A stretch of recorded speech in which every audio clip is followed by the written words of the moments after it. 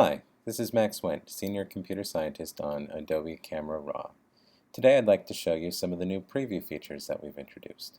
I'll show you how to set a custom before state for comparison, how you can compare the results of just one tab, and some new ways to look at your before and after work. Alright, so let's get started. Here I have my image that I want to edit, and I'm going to start by changing my white balance. That looks a little better. I want the blue, but not quite that much blue. So now I've set a custom white balance, and let's compare that against what we had. To do that, you click the swap button here. And as you click it, you can see not only does the white balance change, not only does the image preview update, but you see the sliders update as well to show you what has changed. Alright, so I know that I don't want to see that much blue back in my image. Moving forward, there's no reason to go all the way back to that very blue image. So what I'm going to do is save my work that I've done so far as a custom before state. And you do that by clicking this button, the Save Before button. And now, this is my new custom before state. So any work I do moving forward, when I click the swap button, I'm going to see this state.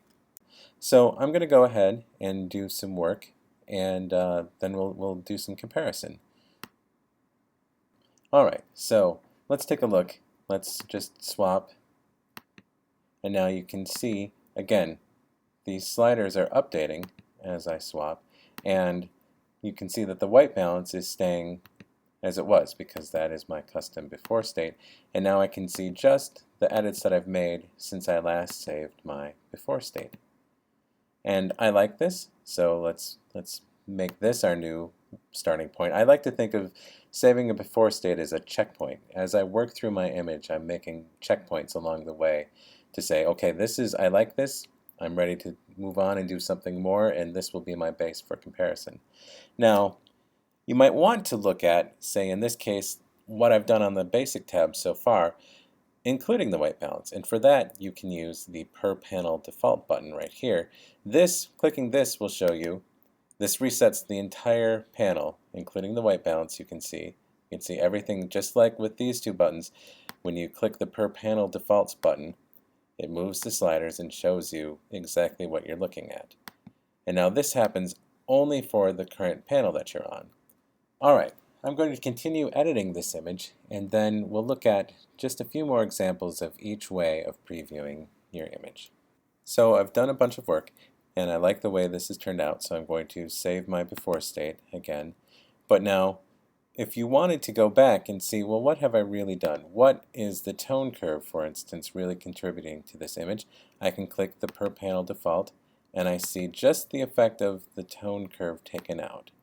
And one more quick example of the power of a custom before state. Here I am using split tone to warm up my highlights a little bit, and then it made me decide, well, I wanted to change my white balance overall. So I had saved a custom before state before I started doing those things, and now I've made these changes nowhere close to each other in the interface. They're across two different tabs, but I can very quickly and easily compare that work to what I had before. Finally, let's take a look at the Preview View Mode button. This gives you some options for how you would like to see your before and after displayed. Now I had just saved a checkpoint, so they're the same. Let's make a fairly obvious edit here so you can see the difference. I've lowered my exposure, and now when I swap, I see the two sides swapping. And notice that the UI will always reflect the after side. When I swap, it goes down to what I had just changed it to, and yeah, you may have noticed you can zoom in. If you want to switch between, you can click, and here you can use this to kind of compare what does that look like. And so you have several options here. Just clicking the button will cycle through them, or you can choose a mode specifically.